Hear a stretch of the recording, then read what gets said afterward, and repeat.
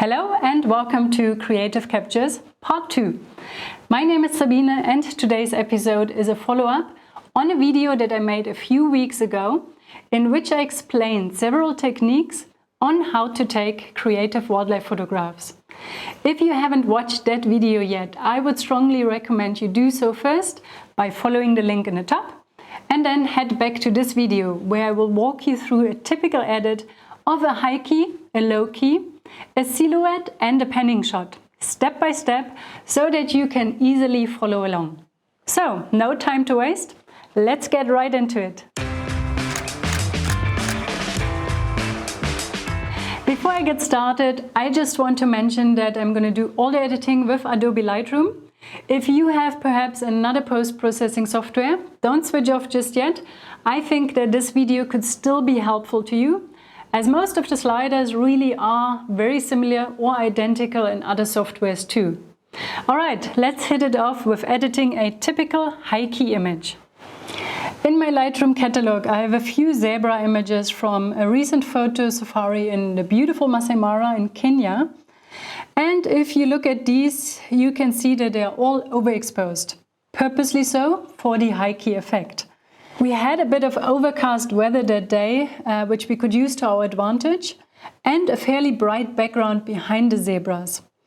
Exposing to the right by 3 EV meant that we could get rid of most of the background, but still keep enough visible detail on the zebra itself. For the edit, I will use this portrait because I like the side profile, and I think the tail in motion gives this image a bit more interest over the others. My personal way of editing high key images is pretty straightforward and almost the same every time. I start with dragging the white slider to the right while holding down Alt on a PC or the Option key on a Mac. This gives me a good visualization of where in the image I've reached 100% white without any detail left. I want most part of the background to become white and featureless. And because of the black and white pattern of the zebra, I can push the whites all the way up to plus 100. Hovering over the Show Highlight Clipping feature will now show in red color what has become 100% white.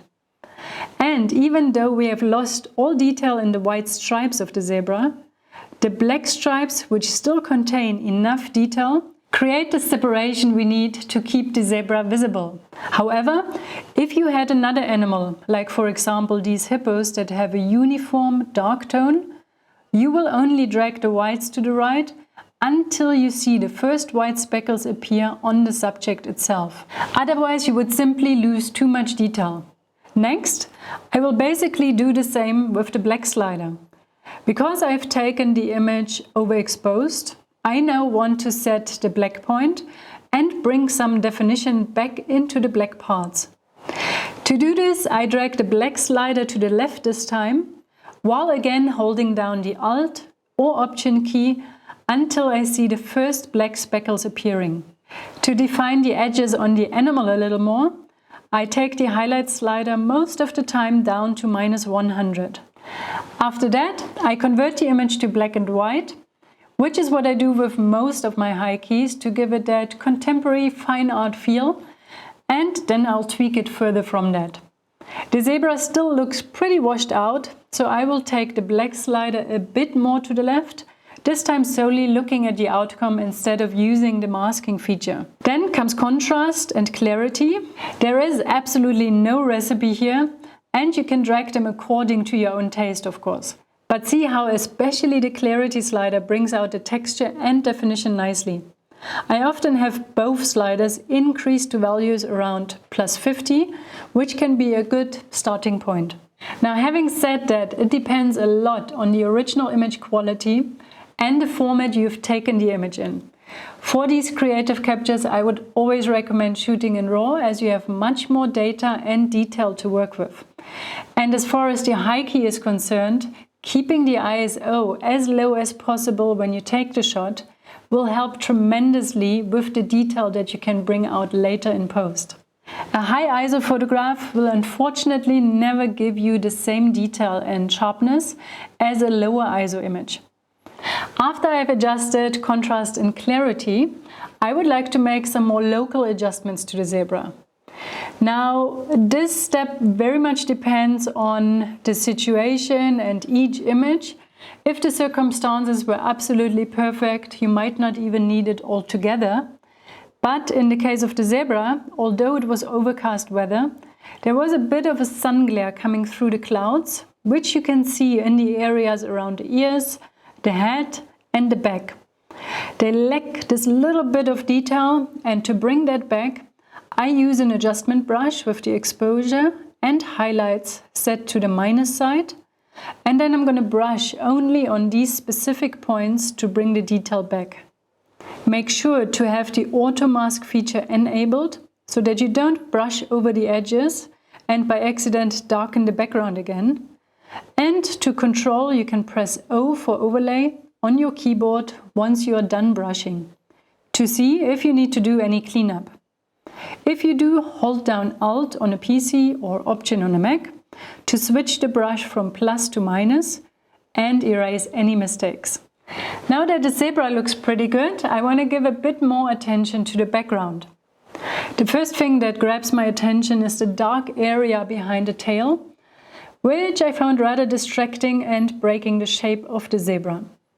If we look back at the original image, you can see that this was simply a patch of green grass that was darker than the rest, which is why it breaks the uniform bright background. So simply using another adjustment brush with the exposure slider set to the plus side and painting over the dark area will get rid of the distraction. As you can see now, I've painted quite a bit over the tail and lost some of the dark areas there too. But as long as the tail still looks like one, I'm not fussed to be super accurate here. I then evaluate the overall look once again, and I might make minor tweaks like brighten the exposure a little, as I personally like a bright and airy look. And after that, as a last checkup, I use the spot removal tool and enable a feature called Visualize Spots with the strength set to 100. Especially if you intend to make a print, this is very useful, as you can see now, if there are any dark and distracting spots left in the background that aren't visible to your eye, but could very well show up in a print later. As with any image I edit, I do sharpening as a last step, by masking the area I want to be sharpened and increasing the amount to my liking. In this case to about 60. Again, this is very much image dependent. The more pixels you have, the more sharpening you can apply without having it look over sharpened. Now you can see side by side before and after. While I do convert most high keys to black and white because of the natural lack of colors in the image because of the heavily overexposing, there are times when keeping them in color looks great. Especially with colorful birds, you really want to bring out the beautiful tones. If you're not sure, you can always switch back between color and black and white right at the end and then decide which version you like best. So what do you think? I hope you like the edit. If you do and you think this could make a beautiful print, leave me a comment down below and give this video a thumbs up. I'll thank you in advance, and let's do a low-key image. For a low-key image, I want to edit this Nile crocodile. That was sunbathing on a tree log in the Chobe River, and in camera I already underexposed and created with that a very dramatic contrast between the reptile having the sunshine on it from the side and the deep shadow of the riverbank on the other side and in the background. All I want to do now in post is to further enhance this effect once again. So let me start by cropping the image. I think I will go for a vertical crop here, just because I like the reflection and I want to include all of it.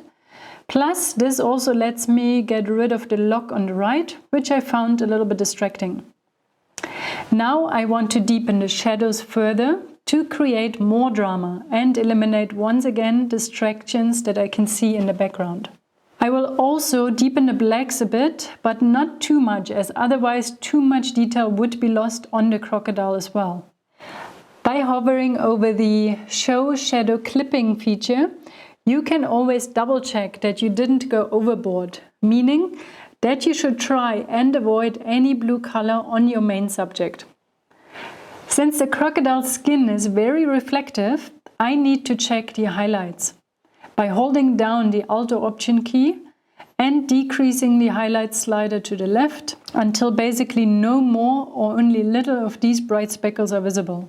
Next up, I'm going to add a dark vignette around the corners of the image. I usually go as far as most elements that are still visible in the background disappear, and my eye is drawn right onto the crocodile itself. With the vignette, the outer edge of the croc also went darker and perhaps a little bit too dark. To fix that, I use an adjustment brush with a bit of plus exposure and brush over the parts that I want to be brighter.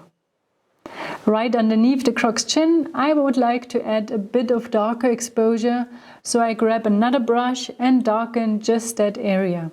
Heading over to the contrast slider, there's really no standard here, and I usually use it in either direction as I see fit. Because this photograph already has a dark and very moody feel to it, I do not really want to increase more contrast and make it super grungy looking. Instead, I actually slightly decrease the contrast. If I look at the general color tone, I found that the image has a bit of a green tint to it, so I'm going to pull the tint slider a bit over to the magenta side. And I feel that I also want it a bit warmer in the color temperature. To bring out some more detail and texture in both the crocodile and the tree, I increase clarity, and since I found whenever I use clarity, the overall look gets a little darker again, I will now use a radial filter over the main focal point in the image and increase the exposure again slightly.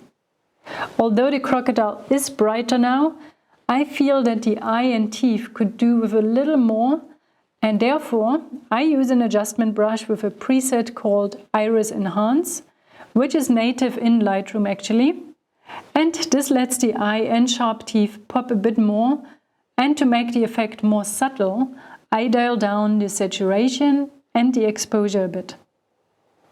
But I do increase the vibrance slider for the entire image to bring in a little color. And then same as in the high key edit, I will now double check my background for any unwanted speckles that might not be visible to my eye. To do this, I use once again the spot removal tool with the visualize spots feature enabled. Now I can see where I might need to brush a bit more darker exposure or use the spot removal function to clean up the background. That looks good, I think. So let's mask and sharpen. And here you can see the before and after. Of course, there is many low-key techniques as I covered in my previous video, but it would be a bit time-consuming going through all of them now. I think you got the basic idea. It is just a bit more tweaking here and there if you have a different technique, and in the end, it is the kind of look that you want to go for. So let's rather continue with a typical silhouette edit. Silhouettes, if taken correctly in camera, are actually pretty straightforward and don't need much editing at all.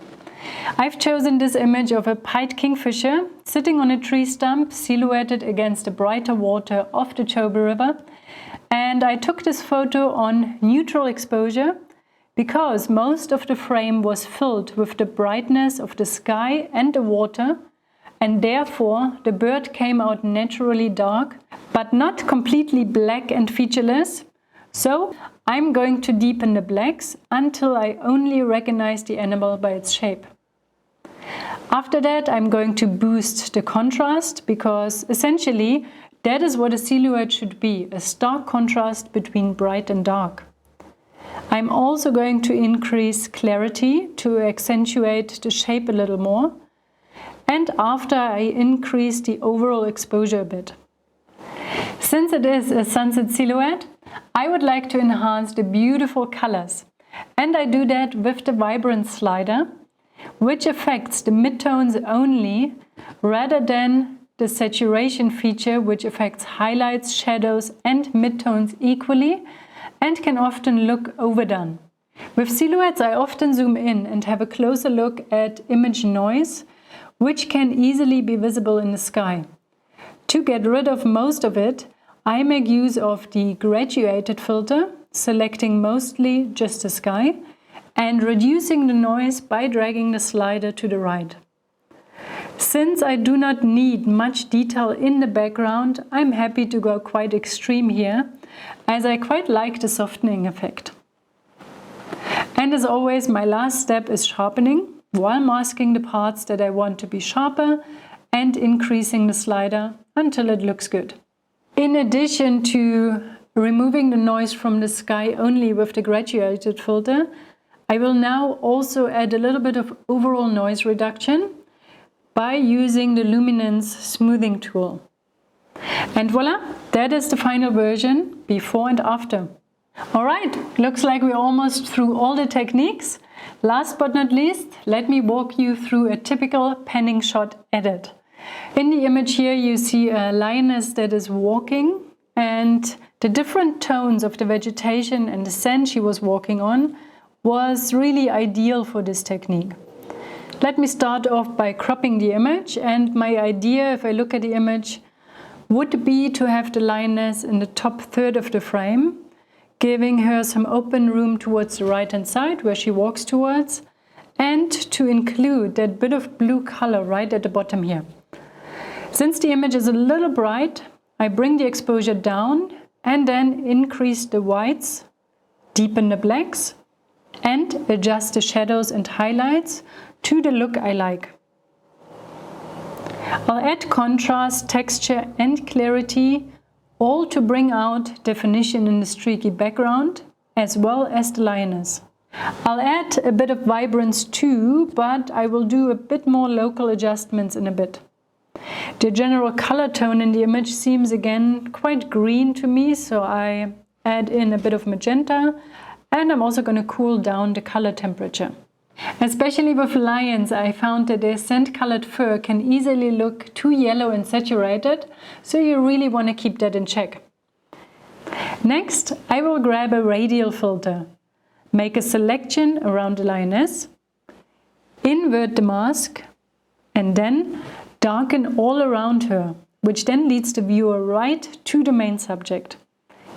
I will also decrease the sharpness within the same selection to slightly blur the corners. Making use of several adjustment brushes now, I first add extra saturation, brushing all around the lioness to intensify the colors of the background only. And with another brush, I like to enhance details on the lioness. For that, I use a bit of texture, clarity and sharpness, and then I'm going to brush only over the parts that are in focus. The third brush will brighten the face a little more, and then the last one I use to emphasize the eyes using the Iris Enhance preset within the brush. A bit of overall sharpening at the end, and I'm done. Definitely quite an improvement over the original, I think. Let me know if you like it and what was your favorite edit in the comments down below. I'm always happy to receive some feedback from you guys, and until next time, happy editing and see you soon. Bye bye!